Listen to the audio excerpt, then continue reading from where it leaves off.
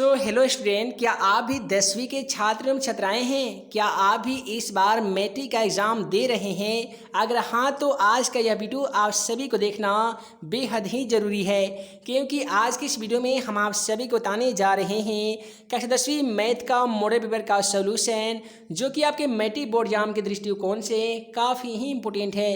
तो चलिए फ्रेंड्स, बिना समय गए पहला क्वेश्चन से इस वीडियो की शुरुआत करते हैं दोस्तों, पिछले वाले पार्ट में हम लोग क्वेश्चन नंबर 1 से लेकर 24 तक के सभी सवालों को सॉल्व कर लिए थे। तो अगर आपने उसका पार्ट नहीं देखा होगा तो हमारे चैनल के प्लेलिस्ट में जाके सभी वीडियो को बारी बारी से देख सकते हैं। तो यहाँ पे क्वेश्चन 25 कहता है कि त्रिभुज ABC एक समकोण त्रिभुज है जिसका कोण भी 90 डिग्री है। कोण A का मान 40 डिग्री है, तो कोण C का मान क्या होगा? तो आप सभी को त्रिभुज वाले चैप्टर में पढ़ा दिए थे कि त्रिभुज के तीनों कोणों का योगफल जो होता है ना, वो 180 डिग्री होता है। यानी हम कह सकते हैं कि कोण A प्लस कोण B प्लस कोण C मिलाकर कितना हो जाता है? तो 180 डिग्री हो जाता है। अब यहाँ पे कोण A का जो मान है, प्रश्न हमें 40 दिया है तो हम 40 लिखेंगे। कोण B का मान क्वेश्चन में 90 डिग्री दिया गया है। कोण C का तो मान नहीं दिया गया है, चूँकि कोण C का मान हमें ज्ञात करना है। उसके बाद में 180 डिग्री को हम लोग सेम टू सेम लिख देंगे। अब यहाँ पे ज़रा ध्यान दीजिएगा, कोण C बराबर यदि हम 180 डिग्री यहाँ पे लिख देंगे तो 40 प्लस 90 यहाँ पे प्लस में दिया गया है, तो 90 और 40 130 होता है। और 130 जो है यहाँ पे प्लस में है, तो बराबर के उधर जाकर माइनस में 130 हो जाएगा। और आप सभी को बता दें, कोण C बराबर 180 में से 130 घटाइएगा तो जाहिर सी बात है आपका क्वेश्चन का सही जवाब 50 डिग्री आ जाएगा। तो 50 डिग्री ऑप्शन डी में देने के कारण क्वेश्चन नंबर 25 का बिल्कुल सही जवाब ऑप्शन डी हो जाएगा। उसके बाद में अगला सवाल कहता है कि tan 25 degree into tan 20 degree into tan 65 degree into tan 70 degree का मान क्या होता है? जब भी मैट्रिक एग्जाम पेपर में इस प्रकार से सवाल पूछ लिए जाएंगे ना, तो समझ लीजिए वैसे क्वेश्चन का सही जवाब 1 आने वाला है। चूँकि इसको सॉल्व किया जाएगा तो आप सभी को त्रिकोणमिति में एक फार्मूला पढ़ाया जाता है, tan थीटा गुने cot थीटा बराबर 1 होता है। इसलिए दिए गए क्वेश्चनों का सही जवाब 1 होगा। उसके बाद में अगला सवाल क्वेश्चन नंबर 27 को देखिए। क्वेश्चन नंबर 27 आपके मैट्रिक बोर्ड एग्जाम में बहुत बार देखने को मिला है और इस बार भी एक क्वेश्चन पूछा जा सकता है। बोला गया है त्रिभुज ABC, जैसे त्रिभुज ABC का नाम आया है तो आप इस प्रकार से त्रिभुज ABC की रचना कर लीजिएगा। उसके बाद में बोला गया है त्रिभुज PQR। आइए एक और त्रिभुज PQR बना लेते हैं। यहाँ पे P, यहाँ पे Q और यहाँ पे R बना लेते हैं। इसमें बोला गया है AB बटा PQ। AB ये जो भुजा है ये PQ के बराबर है। उसके बाद में बोला गया है BC बटा RP, यानी ये भुजा RP के बराबर है। तो यहाँ पे बोला गया है कौन से कोण कौन कोण के बराबर होंगे? तो यहाँ पे देखिए AB और यहाँ पे BC के बीच में बना कोण कोण B है, तो यहाँ से हमारा कोण B मिल जाएगा। और यहाँ पे PQ और PR के बीच में बना कोण कौन सा है? तो कोण P है। तो जाहिर सी बात है ये होगा कोण B बराबर कोण P का होगा। तो कोण B बराबर कोण P ऑप्शन डी में देने के कारण क्वेश्चन का सही जवाब ऑप्शन डी हो जाएगा। उसके बाद में अगला सवाल क्वेश्चन 28 कह रहा है कि निम्नलिखित में से कौन सा अभाज्य संख्या है? दोस्तों याद रखिएगा कि वैसी संख्या जिसमें स्वयं तथा एक से भाग लगती हो, वैसे सभी संख्याओं को हम लोग अभाज्य संख्या कहते हैं। यहाँ पे 10 में 10 एवं 1 के अलावे अन्य संख्या से भाग लगने के कारण ये भाज्य संख्या है। 21 भी भाज्य संख्या है और 35 भी भाज्य संख्या है। लेकिन बात करते हैं ऑप्शन सी की, तो ऑप्शन सी में दिया गया है 11, और 11 में अगर भाग लगाने की बात करें तो इसमें केवल 11 से भाग लगेगा या 1 से लगेगा। ये दोनों संख्याओं के अलावा कोई अन्य संख्या से भाग नहीं लगने के कारण 11 यहाँ पे अभाज्य संख्या हो जाएगा। उसके बाद में अगला सवाल कहता है कि 1 प्लस कॉट स्क्वायर थीटा बटा 1 प्लस टेन स्क्वायर थीटा बराबर क्या होता है? तो ऐसा कीजिए, 1 प्लस कॉट स्क्वायर थीटा को सेम टू सेम लिखिएगा, 1 प्लस को सेम टू सेम लिखिए। अब टेन स्क्वायर थीटा का एक फार्मूला आता है 1 बटा कॉट स्क्वायर थीटा, इसको आपको बट्टा का जोड़ बना लेना होगा। ऊपर वाले 1 प्लस कॉट स्क्वायर थीटा को सेम टू सेम लिख दीजिए। अब नीचे 1 और कॉट स्क्वायर थीटा का एलसीएम क्या होता है? तो कॉट स्क्वायर थीटा हो जाता है। उसके बाद में बट्टा का जोड़ बनाइएगा तो कॉट स्क्वायर थीटा प्लस 1 हो जाएगा।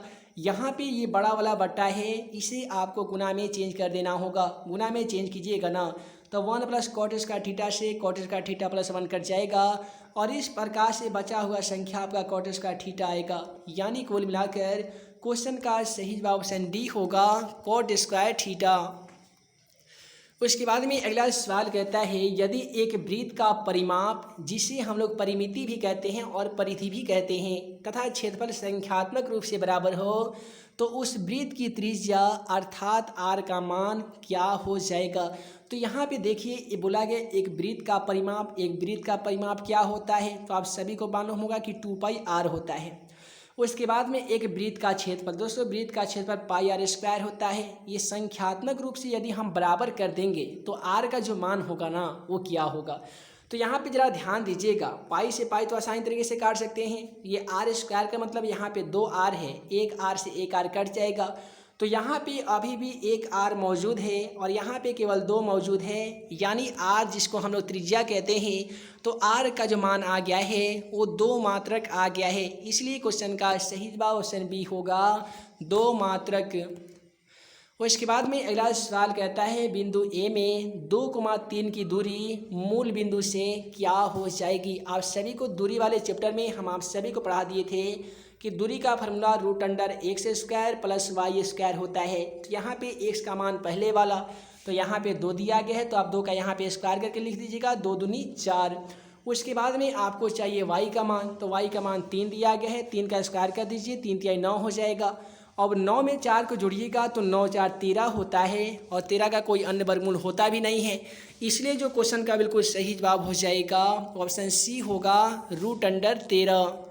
उसके बाद में अगला सवाल देखिए, अगला सवाल क्वेश्चन 32 कहता है यदि 2 संख्याओं का एसीएफ 15 है और एलसीएम 90 है तो संख्याओं का गुणनफल क्या होगा। काफ़ी सिंपल सवाल बोल दिया गया है। आप सभी को फार्मूला के माध्यम से बता दिए थे कि जब भी 2 संख्याओं का गुणनफल पूछा गया तो जाहिर सी बात है 2 संख्या में एचसीएफ और आपका एलसीएम दिया रहेगा। तो यहाँ पे एचसीएफ का मान 15 दिया गया है, एलसीएम का मान 90 दिया गया है। अब जब संख्याओं का गुणनफल पूछा है तो इसमें गुना कर लीजिए, 15 में 9 से गुना करते हैं तो 135 हो जाता है और यहाँ पे 1 0 बचा हुआ है तो 1 0 ले आके लिख दीजिए, यानी 1350 आ जाएगा गुना करने पे। इसलिए क्वेश्चन का सही जवाब ऑप्शन सी हो जाएगा।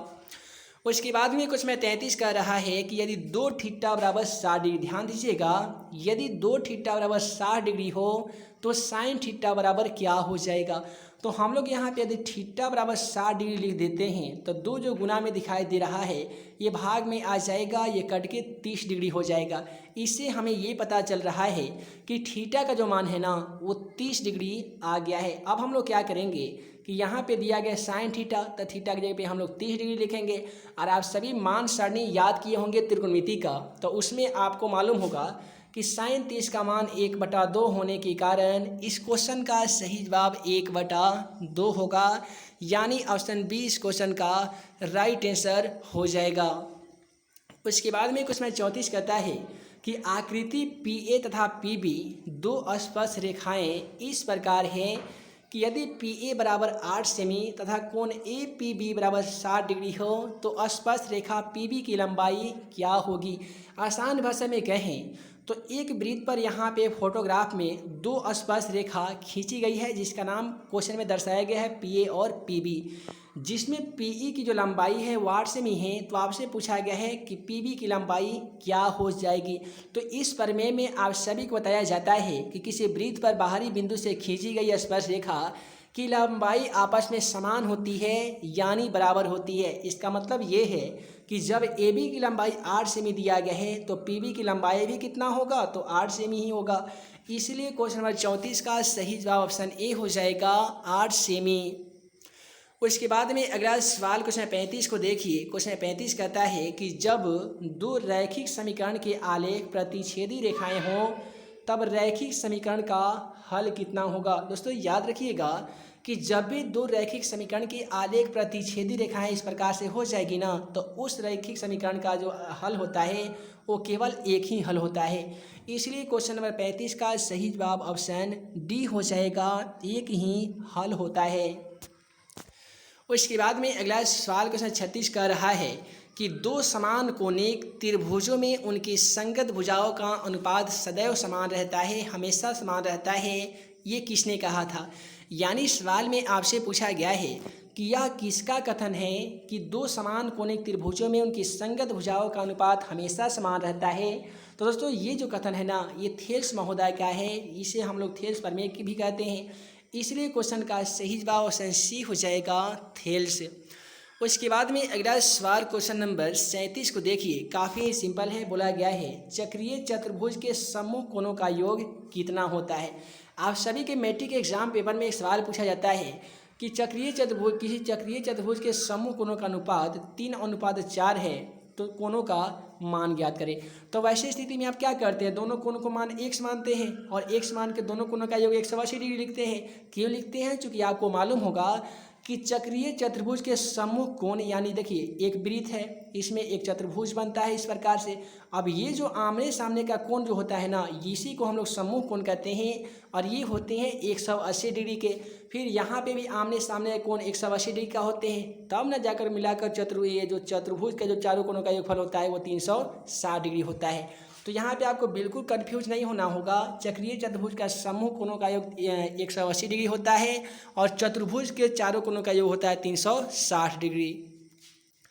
उसके बाद में अगला सवाल क्वेश्चन 38 को देखिए। क्वेश्चन 38 कहता है कि दो गोले के आयतन का अनुपात 125:27 है, तो इनके पृष्ठीय क्षेत्रफल का अनुपात क्या हो जाएगा। तो देखिए यहाँ पे 125 को आपको गुणनखंड इस प्रकार से करना होगा, 5×25 = 125 होता है। इसमें से आपको 5 में 5 से गुना करके यहाँ से एक 25 ले लेना है। उसी प्रकार से 27 का होता है 3/3, 9×3 = 27, एक 3 को छोड़ दीजिए तो आपका 3/3 हो जाएगा। तो कुल मिलाकर क्वेश्चन का सही जवाब 25:9 आने वाला है। तो 25:9 ऑप्शन बी में देने के कारण क्वेश्चन का सही जवाब ऑप्शन बी हो जाएगा। उसके बाद में क्वेश्चन 39 को देखिए। दोस्तों क्वेश्चन 39 कहता है यदि cos थीटा बराबर x हो तो sec थीटा बराबर क्या होगा। तो आप सभी को sec थीटा का एक फार्मूला पढ़ाया जाता है कि sec थीटा बराबर होते हैं 1/cos थीटा और cos थीटा बराबर होते हैं 1/sec थीटा।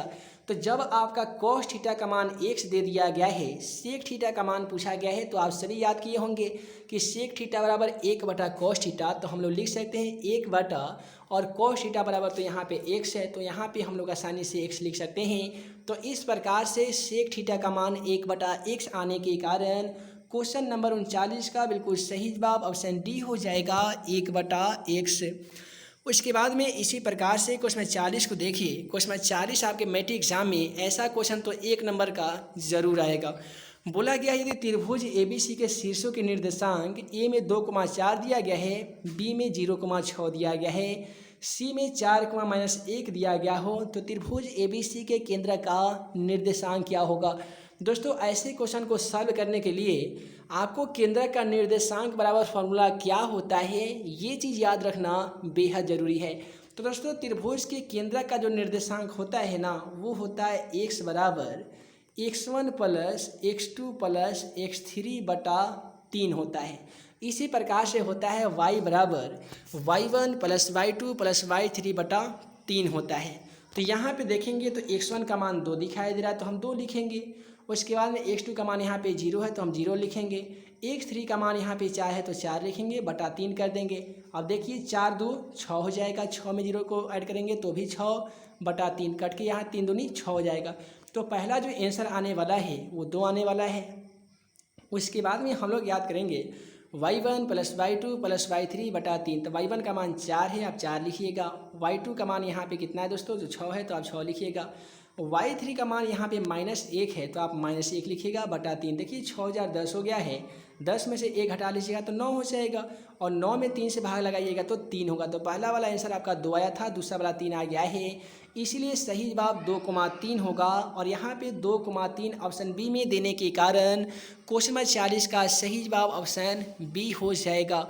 उसी प्रकार से अगला सवाल क्वेश्चन 41 को देखिए। यहाँ पे क्वेश्चन 41 बोला गया है कि n पदों वाले AP का योग जो है ना, वो n² + 2n + 1 है, तो उसका छठा पद क्या होगा। छठा पद की बात करें तो यहाँ पे सबसे पहले n का मान आपको रख के बनाना होगा और इसका छठा पद ज्ञात कीजिएगा, तो इसका सही जवाब 49 आ जाएगा। ये इसका लॉन्ग सॉल्यूशन है, मोबाइल के स्क्रीन पे इसका सॉल्यूशन संभव नहीं है। इस पर अगर आप वीडियो चाहते हैं तो कमेंट बॉक्स में कमेंट कर दीजिएगा, मैं लैपटॉप के द्वारा इसका वीडियो बना दूँगा। अगला सवाल क्वेश्चन 42 को देखिए। 42 कहता है कि दो समरूप त्रिभुजों की भुजाएं 3:5 के अनुपात में हैं, तो इन त्रिभुज के क्षेत्रफलों का अनुपात क्या होगा। एक चीज़ याद रखिएगा, मैट्रिक एग्जाम पेपर में ना इस प्रकार से 100% एक सवाल आना ही आना है, ये 100% तय है। लेकिन सवाल में एक चीज़ याद रखिएगा कि जब भी आपके भुजा का अनुपात देगा तो जाहिर सी बात है आपसे क्षेत्रफल का अनुपात पूछा जाएगा, और क्षेत्रफल का अनुपात दे दिया जाएगा तो आपसे पूछा जाएगा भुजा का अनुपात।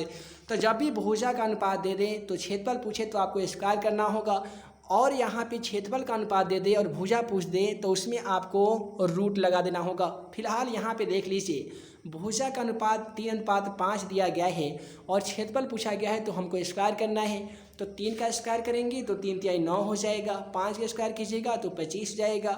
यानी कुल मिलाकर क्वेश्चन का सही जवाब 9:25 आने जा रहा है। तो 9:25 ऑप्शन सी में देने के कारण क्वेश्चन 42 का सही जवाब ऑप्शन सी हो जाएगा। उसके बाद में क्वेश्चन 43 को देखिए। क्वेश्चन 43 कहता है बिंदु 4, -1 और बिंदु 2, 3 के बीच की दूरी क्या होगी। दोस्तों आप सभी को दूरी का फार्मूला याद रखना बेहद ज़रूरी है, क्योंकि दूरी ज्ञात करने के लिए एक प्रश्न आपके मैट्रिक के एग्जाम पेपर में 100% पूछे जाते हैं। और दूरी ज्ञात करने का जो आसान फार्मूला होता है वो होता है √x2 - x1 का होल स्क्वायर होता है, और दूसरा होता है √y2 - y1 का होल स्क्वायर। अब यहाँ पे देखिए, पहला वाला क्वेश्चन में x1 का मान होता है, दूसरा x2 का मान होता है। उसी प्रकार से यहाँ पे y1 और y2 का मान होता है। हमें चाहिए सबसे पहले x2 का मान, तो x2 का मान यहाँ पे 2 दिया गया है तो आप यहाँ पे 2 लिखिएगा, माइनस x1 का मान दोस्तों 4 दिया गया है तो आप यहाँ पे 4 लिख के स्क्वायर कर दीजिए। उसके बाद में हमें चाहिए y1 का मान क्वेश्चन में 3 दिया गया है, माइनस और y2 का मान, और y1 का मान -1 दिया गया है, तो माइनस और माइनस हम लोग यहाँ पे +1 लिख सकते हैं। आप ज़रा ध्यान दीजिएगा, 2 में से 4 को घटाइएगा तो -2 बचेगा, और -2 का स्क्वायर कितना हो जाएगा, तो 2 दूनी 4 हो जाएगा, क्योंकि माइनस का स्क्वायर प्लस हो जाता है। और 3 में 1 जोड़िएगा तो 4 होगा, 4 का स्क्वायर 16 होता है। अब 16 में 4 को ऐड कीजिएगा तो दोस्तों ये 20 हो जाएगा। अब आपको सिंपली 20 का गुणनखंड कर देना होगा। तो 20 का गुणनखंड कैसे कीजिएगा, तो 2 दूनी 4 × 20 का दीजिएगा, तो डबल 2 का 1 2 रूट से बाहर निकल जाएगा, और एक आपका 5 जो है वो रूट में ही बच जाएगा। तो इस प्रकार से क्वेश्चन का सही जवाब 2√5 आने के कारण इस क्वेश्चन का सही जवाब ऑप्शन डी हो जाएगा। उसके बाद में अगला सवाल क्वेश्चन 44 को देखिए। क्वेश्चन 44 भी काफ़ी सिंपल तथा काफ़ी आसान है, और इस प्रकार से मैट्रिक एग्जाम पेपर में हमेशा एक सवाल पूछ लिए जाते हैं। और सवाल ये पूछा जाता है कि दिए गए समीकरण, और इस प्रकार से एक समीकरण दे दिया जाता है और आपसे पूछा जाता है कि इसका विविक्तर या इसका प्रकृति या इसका विवेचक ज्ञात कीजिए। प्रत्येक स्थिति में आप सभी को डी का मान ज्ञात करना पड़ता है, जिसका फॉर्मूला होता है b² - 4ac। इसी फार्मूला को नज़र में रखते हुए हम लोग इस क्वेश्चन को सॉल्व करेंगे। यहाँ पे b के मान की बात करें तो दोस्तों b का मान 5 दिया गया है, तो आप यहाँ पे 5 का स्क्वायर कर सकते हैं। -4 गुने a का मान देख लीजिए, 2√2 दिया गया है ना, तो 2√2 कर दीजिए। फिर गुने c का मान भी √2 है, तो आप यहाँ पे √2 कर सकते हैं। उसके बाद में क्या होगा कि 5 का स्क्वायर कीजिएगा तो 5 का स्क्वायर 25 हो जाएगा, माइनस यहाँ पे देखिए 4 दूनी 8 हो जाएगा। अब √2 में √2 से ना कीजिएगा तो जाहिर सी बात है केवल 2 होगा, और यहाँ पे 4 दूनी 8 है, और 8 में 2 से गुना कर दीजिए तो 8 दूनी 16 हो जाएगा। अब 25 में से 16 को घटाते हैं तो कितना बचता है, 9 बचता है ना, तो इसीलिए इस क्वेश्चन का सही जवाब ऑप्शन ए आ जाएगा 9। उसके बाद में क्वेश्चन 45 कहता है कि बिंदु 3,4 और -3,8 को मिलाने वाली रेखाखंड के मध्य बिंदु का निर्देशांक क्या हो जाएगा। तो दोस्तों मध्य बिंदु का निर्देशांक ज्ञात करने के लिए भी एक आसान सा फार्मूला आता है। उस फार्मूला को हम लोग कहते हैं x बराबर होता है x1 + x2 + 2 होता है। उसके बाद में y बराबर आता है y1 + y2 बटा 2 होता है। अब यहाँ पे देखिए x1 का मान हमें चाहिए, तो x1 का मान दोस्तों क्वेश्चन में 3 है, आप 3 लिखेंगे, प्लस x2 का जो मान है ना वो -3 है, तो आप प्लस और प्लस माइनस मिलाकर -3 कर सकते हैं, और बटा में 2 लिख सकते हैं। 3 में से 3 घटाइएगा तो 0 बचेगा, और 0 में 2 से भाग लगा दीजिएगा तो ये भी आपका 0 आ जाएगा। उसके बाद में हमें चाहिए y1 प्लस y2 का मान। तो y1 का मान देख लीजिए 4 दिया गया है तो आप यहाँ पे 4 लिखेंगे। y2 का मान 8 दिया गया है तो आप यहाँ पे 8 लिखेंगे, बटा 2 कर दीजिएगा। अब 8 4 कितना हो जाएगा, तो 12 हो जाएगा। 12 में 2 से भाग लगा दीजिएगा तो 6 हो जाएगा। इस प्रकार से क्वेश्चन का सही जवाब 0,6 आ जाएगा। आइए ऑप्शन के माध्यम से देख लेते हैं। तो 0,6 ऑप्शन डी में देने के कारण क्वेश्चन 45 का सही जवाब ऑप्शन डी हो जाएगा। उसके बाद में इसी प्रकार से आइए हम लोग क्वेश्चन नंबर 46 को देख लेते हैं। क्वेश्चन नंबर 46 कहता है कि एक मीनार के उन्नयन कोण के पाद से 21 मीटर की दूरी पर 30 डिग्री हो तो उसकी ऊंचाई क्या होगी। तो यहाँ पे याद कीजिएगा, इस प्रकार से एक मीनार दिया गया है और इसकी जो दूरी है ये 21 मीटर दिया गया है। इस प्रकार से 21, इसका जो उन्नयन कोण है वो 30 डिग्री है। आपसे पूछा गया है इस मीनार की ऊंचाई। मीनार की ऊंचाई का मतलब ये पी आपसे पूछा गया है, एच तो बी आपका दिया गया है। तो आप tan 30 से बनाइएगा। कितना से बनाइएगा दोस्तों, tan 30 से। तो tan 30 बराबर आप लिख सकते हैं tan 30 डिग्री बराबर p बटा b कर दीजिएगा। tan 30 का मान 1/√3 होता है। p का मान तो नहीं है चूँकि हमें याद करना है। b का मान 21 है। उसके बाद में क्रॉस मल्टीप्लिकेशन कर दीजिएगा तो p में √3 से गुना कीजिएगा तो √3p हो जाएगा बराबर 21 हो जाएगा। और p बराबर लिखिएगा 21 तो √3 जो गुना में था ना ये भाग में जाएगा √3।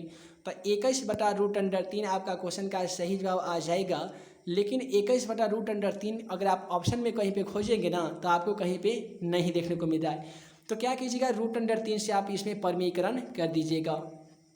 21 में √3 से गुना कीजिएगा तो आपका 21√3 आ जाएगा। और √3 में √3 से गुना करने पे ये 3 आ जाएगा। इसे आप आसानी तरीके से कटा दीजिएगा। 3 7 21 यानी 7√3 आपका क्वेश्चन का आंसर आ जाएगा। अब अगर ऑप्शन को देखिएगा तो 7√3 ऑप्शन सी में देने के कारण क्वेश्चन 46 का सही जवाब ऑप्शन सी हो जाएगा। उसके बाद में अगला सवाल पूछा गया है कि दो भिन्न भिन्न त्रिज्या वाले वृत्त हमेशा क्या होते हैं। दोस्तों दो भिन्न भिन्न यानी दो अलग अलग त्रिज्या वाले वृत्त जो होते हैं ना वो हमेशा समरूप होते हैं। इसलिए क्वेश्चन 47 का बिल्कुल सही जवाब ऑप्शन बी हो जाएगा। उसके बाद में क्वेश्चन 48 को देखिए। क्वेश्चन 48 कहता है कि यदि कोसेक थीटा बराबर 5/3 हो तो कॉट थीटा का मान क्या होगा। तो यहाँ पे कोसेक थीटा का फॉर्मूला जो होता है वो h बटा p होता है। आपको सबसे पहले b ज्ञात करना होगा। b ज्ञात करने के लिए फॉर्मूला जो आता है वो √h² - p² आता है। h का मान देखेंगे ना तो 5 दिया गया है, 5 का स्क्वायर कर लीजिए तो 25 हो जाएगा माइनस p का स्क्वायर। p का मान यहाँ पे 3 दिया गया है तो 3 का स्क्वायर कीजिएगा तो 9 हो जाएगा। अब 25 में से 9 को घटाइएगा तो 16 हो जाएगा और 16 का वर्गमूल दोस्तों 4 होता है। अब यहाँ पे आपको ज्ञात करना है कॉट थीटा का मान। कॉट थीटा का फॉर्मूला कहें तो ये b/p होता है और b का तो मान हम लोग ज्ञात किए हैं तो 4 आए हैं तो हम यहाँ पे 4 लिखेंगे। और p का मान क्वेश्चन में ऑलरेडी 3 दिया गया था तो हम लोग 3 लिखेंगे। तो इस प्रकार से कॉट थीटा का जो मान आएगा ना वो 4/3 आएगा। आइए ऑप्शन के माध्यम से देख लेते हैं। आपका ऑप्शन डी में 4/3 दिया जा चुका है, अतः क्वेश्चन का सही जवाब ऑप्शन डी हो जाएगा। उसके बाद में अगला सवाल बोला गया है कि दो समरूप त्रिभुज ABC और DEF इस प्रकार है कि यदि 2AB बराबर DE और BC बराबर 8 सेमी दिया गया है तो EF का मान क्या हो जाएगा। तो आसान तरीके से क्या कीजिए, 8 सेमी देवी किया है और यहाँ पे 2AB दिया गया है। यदि आप AB बराबर यहाँ पे गुना में है तो गुना में कर दीजिए तो 8 दूनी कितना हो जाएगा, तो 16 होगा ना। तो इस प्रकार से क्वेश्चन का सही जवाब 16 सेमी आ जाएगा। अब यहाँ पे क्वेश्चन 50 को अगर आप सॉल्व कीजिएगा, बोला गया है निम्नलिखित में से कौन सा कथन सही है। यदि त्रिज्या r और वृत्त के उस त्रिज्याखंड का क्षेत्रफल ज्ञात कीजिए जिसका कोण जो है ना वो 20 डिग्री है। तो त्रिज्याखंड का क्षेत्रफल आप सभी याद किए होंगे, वो होता है πr² थीटा बटा 360 डिग्री होता है। लेकिन थीटा का मान यहाँ पे p बोला गया है तो वैसा ऑप्शन आपको कोई भी ऑप्शन में नहीं देने के कारण आपका तो कोई ऑप्शन सही नहीं होगा। लेकिन ज़रा ध्यान दीजिएगा ऑप्शन बी में, तो देखिए 2 से 720 कटेगा 360 मरतबे, तो ये बन जाएगा πr² थीटा या πr² बटा 360 बन जाएगा। तो इस प्रकार से क्वेश्चन का सही जवाब आपका ऑप्शन बी हो जाएगा। तो दोस्तों वीडियो लंबी ना हो, जिस कारण मैं इस वीडियो में आप सभी को क्वेश्चन 25 से लेकर क्वेश्चन 50 तक के ही ऑब्जेक्टिव क्वेश्चन का सॉल्यूशन दिखा पाया हूँ। उम्मीद है आज के सॉल्यूशन में सभी क्वेश्चनों का समाधान आप सभी को आसानी तरीके से हो गया होगा। उम्मीद है आज का यह वीडियो समझ में आया हो। पसंद आया हो तो वीडियो को लाइक करें, अपने दोस्तों के साथ शेयर करें।